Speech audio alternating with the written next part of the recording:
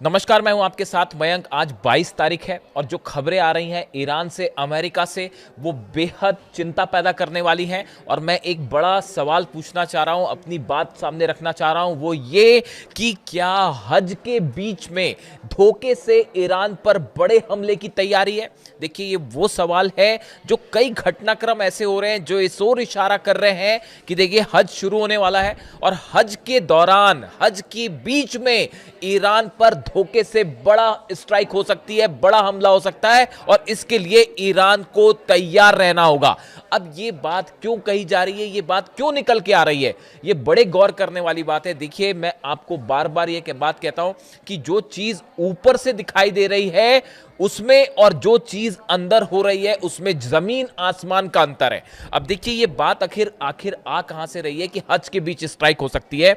देखिए, सबसे बड़ी वजह जो इस समय है चर्चा में है कि नेतन्याहू और ट्रंप के बीच में फोन पर बातचीत हुई, जिसमें नेतन्याहू जो है वो ट्रंप से सख्त नाराज हुए और ट्रंप ने कहा कि अभी हमला नहीं करना चाहिए, लेकिन नेतन्याहू चाहते थे कि हमला पहले होना चाहिए।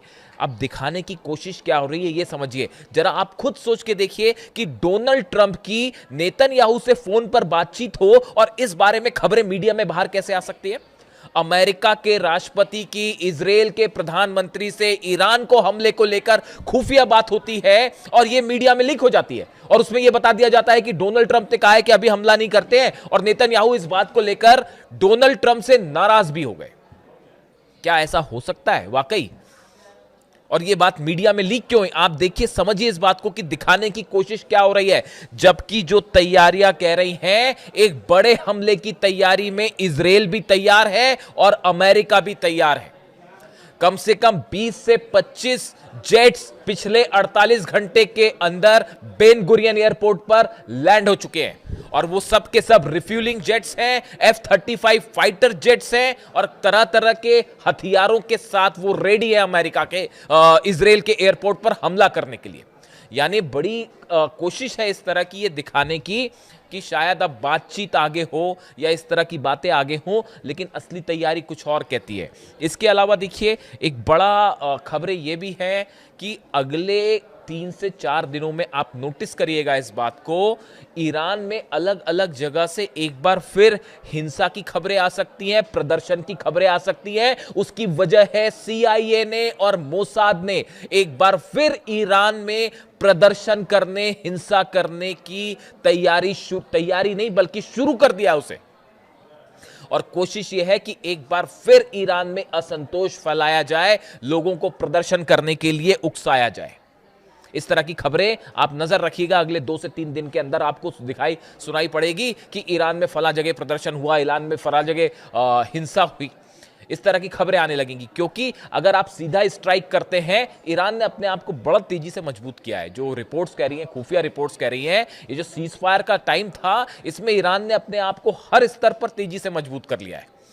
तो अब सीधा एक बार फिर कोशिश हो रही है कि वो जो प्रदर्शन का दौर जनवरी में हुआ था उसी तरह से फिर से किया जाए और अमेरिका और इजराइल इस काम में लग गए।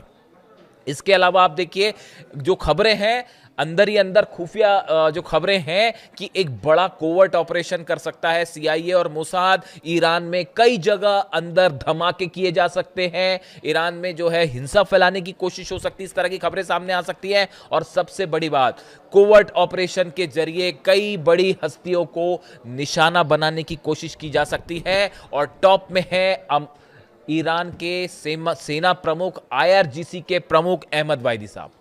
इस समय अमेरिका की राह में सबसे बड़ा रोड़ा कोई है जो कि पूरे अमेरिका के सामने सीना ठोक के खड़े हो गए हैं, वो है IRGC के प्रमुख अहमद वाहिदी साहब। IRGC के प्रमुख, और उन्होंने ये बात साफ कर दी। ये देखिए, पूरा जो प्लान था, जिस तरह से हमले हुए, अली खामेनी साहब का असैसिनेशन होता है, उसके बाद मुस्तफा खामेनी जो सुप्रीम लीडर हैं वो घायल होते हैं। ऐसे हालात में देखिए कई बड़े लीडर्स को असैसिनेट कर दिया ईरान के। इन सूरत में जो कमान संभाली वो संभाली सेना प्रमुख ने, IRGC चीफ ने, अहमद वाहिदी साहब ने। और उन्होंने ये सीज फायर के टाइम पे हर स्तर पर ईरान को एक मजबूत किले में परिवर्तित कर दिया है। हॉर्मूज से लेकर तेहरान के आसमान से लेकर तेहरान की जमीन से लेकर ईरान के बॉर्डर्स को लेकर मिसाइल्स को लेकर अब ईरान इतना ज्यादा एग्रेसिव है। मैं आपको उनकी बयान बताऊंगा कि वो हालात ऐसे हो गए हैं कि ईरान अब हर मामले पर भारी पड़ता दिखाई दे रहा है। आपने नोटिस किया कल क्या बयान आए, 3 ईरान की तरफ से जो 3 बयान आए, ईरान की तरफ से बयान आए कि अगर अब हमला हुआ तो ये वर्ल्ड वॉर की शुरुआत होगी। ये ईरान की सेना की तरफ से बयान आया है कि अगर अब की बार ट्रंप ने हमला किया तो ये वर्ल्ड वॉर की शुरुआत होगी। अब ईरान ने ये बात क्यों कही? कहीं ना कहीं पुतिन से और चीन से कोई ना कोई इंडिकेशन तो दिया गया, कुछ बात तो हुई होगी ईरान की, उसके बाद क्या इस तरह के बयान दिए जा रहे हैं? आप देखिए उस तरफ से रूस किस तरह से भिड़ा हुआ है नाटो के साथ, और वो इंग्लैंड का जो ब्रिटेन का जो खुफिया प्लेन था वो आ गया था सामने रूस के फाइटर जेट के। वो देखिएगा अलग से, वो पूरी जबरदस्त कहानी है वो कि किस तरह से ब्रिटेन के फाइटर जेट को रूसी फाइटर जेट ने वापस भगा दिया और पीछे खदेड़ दिया। और फ्रांस की जो न्यूक्लियर तैयारी चल रही है डिफेंस की, वो और रूस जो है आमने सामने है। पुतिन ने न्यूक्लियर एक्सरसाइज शुरू कर दी है कि अगर न्यूक्लियर हमला होता है तो क्या किया जाए। उसके लिए मिसाइल्स जो है वो तैयार कर ली गई हैं, कैसे अपलोड होगा, हर चीज की तैयारी है। तो वो नेटो के साथ अपना तनाव चरम पर है, और ऐसे समय में ईरान ये कह रहा है कि अगर हमला किया तो वर्ल्ड वॉर होगा। समझिए इशारों को।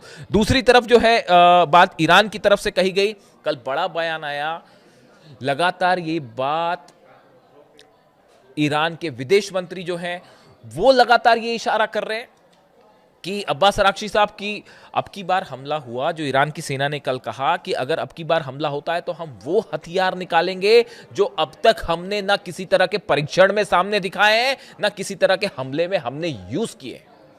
यानी हम वो हमला करने के लिए तैयार हैं, उन हथियारों से हमला करने के लिए तैयार हैं जिसने दुनिया ने कभी हमारे पास देखे ही नहीं है। सीधा सीधा मतलब था कि ये जो आप सोचते हैं कि 2 से 4 हजार किलोमीटर की रेंज में ही ईरान हमला कर सकता है, अब की बार इस रेंज के बाहर हमला होगा। इसके बाद अब यूरोप पर हमला हो सकता है, इसके बाद अमेरिका के उन बेसिस पर हमला हो सकता है जो आज तक किसी ने नहीं सोचा था नहीं हुआ होगा। ईरान ने अपनी रेंज बड़ी करके युद्ध को पेश करने की कोशिश की है कि अगली बार आप हमला करेंगे तो नतीजा देखिएगा क्या होगा। इसके अलावा बड़ी जो एक और डेवलपमेंट है हॉर्मूज में जो है, वो ईरान ने एक बार फिर यूएई के एक टैंकर को ड्रोन से तबाह कर दिया। हॉर्मूज के इलाके में यूएई का टैंकर बिना आरजीसी के परमिशन के, ईरान की सेना के परमिशन के क्रॉस करना चाह रहा था। शाहिद 136 से ईरान की सेना ने सीधा उस पर हमला कर दिया, ड्रोन जाके सीधा उस पर गिरा और उस पर आग लग गई। ईरान की सेना का कहना ऐसा है, ईरान ने साफ कर दिया हॉर्मूज में उसने अपने पॉइंट भी डिसाइड कर दिए, और यह बात फिर साबित कर दी है कि ऐसा है, हॉर्मूज में हमारी परमिशन के बिना तो परिंदा भी पर नहीं मार सकता, अब आपको जो करना है कर लो।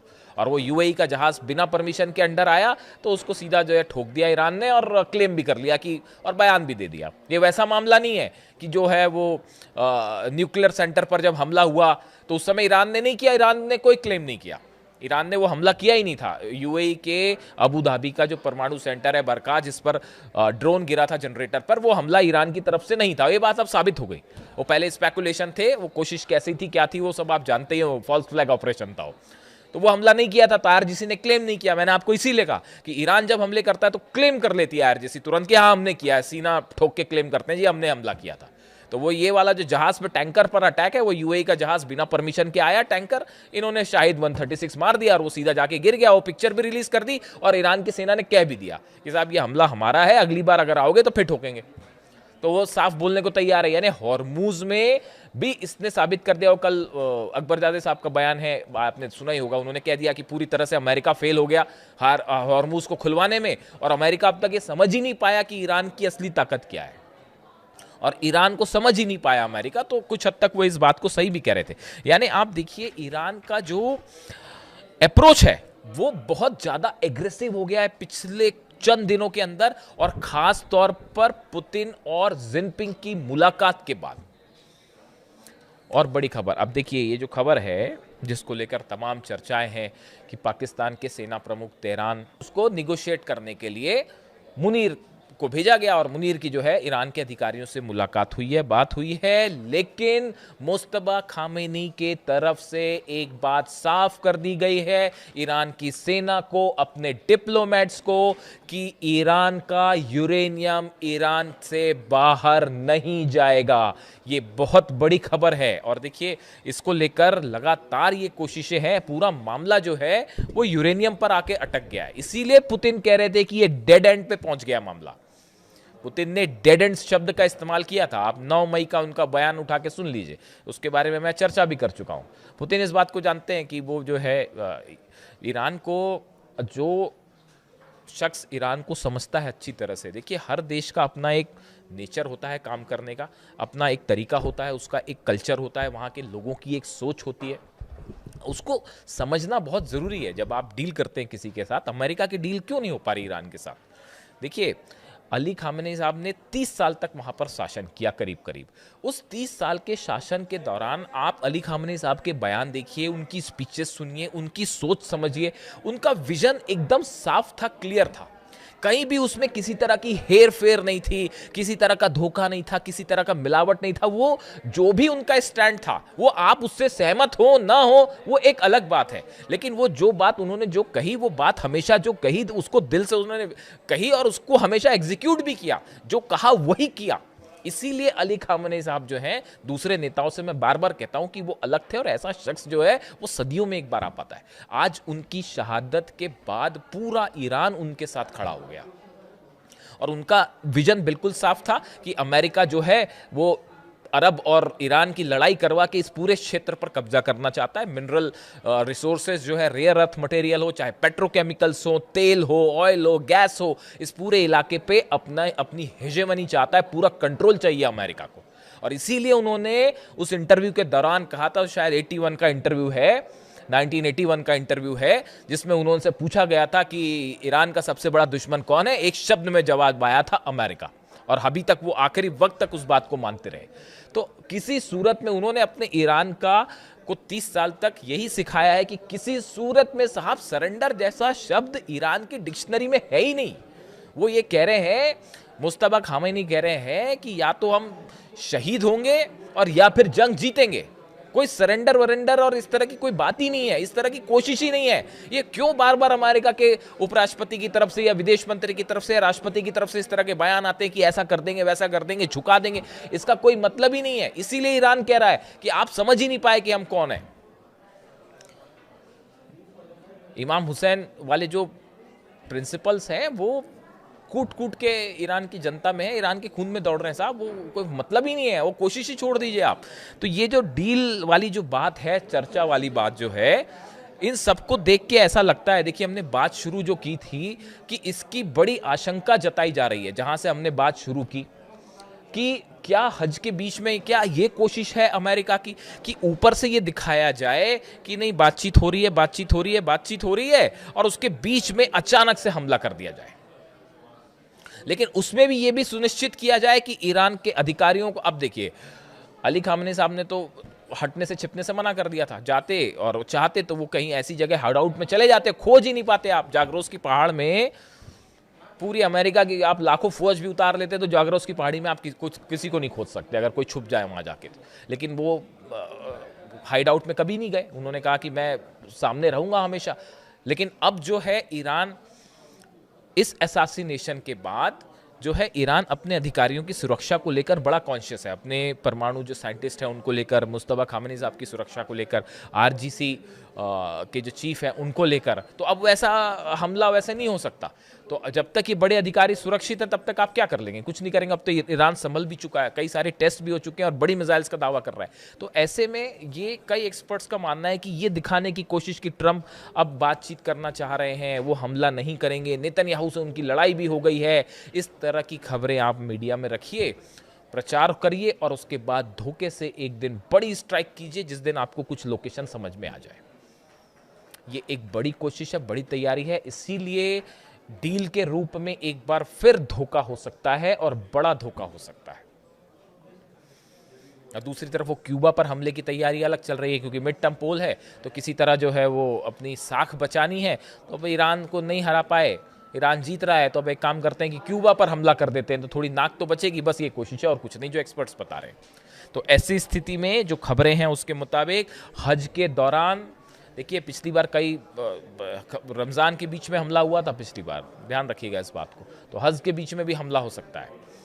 और ये दिखाने की कोशिश कि बातचीत हो रही है, डील हो रही है, और एक दिन आपको पता चले कि एक बड़ी स्ट्राइक हुई है।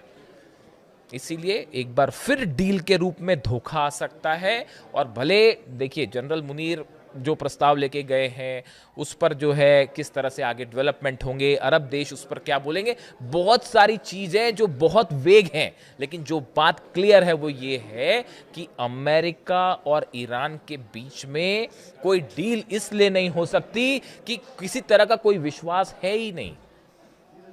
यही बात अली खामेनी साहब हमेशा कहते थे, जब भी डील चर्चा होती है तो मैं अली खामेनी साहब का जिक्र इसीलिए करता हूं क्योंकि वो हमेशा ये बात कहते थे कि अमेरिका की नीयत ही साफ नहीं है डील करने की, तो डील कैसे होगी। तो ईरान सावधान, बड़े सारे एक्सपर्ट से बात कह रहे हैं कि ये बातचीत की बात होगी, और इस बीच हज के दौरान बड़ा हमला हो सकता है, और जिसकी जबरदस्त पलटवार की तैयारी है ईरान की, जो पहले कभी नहीं देखी गई।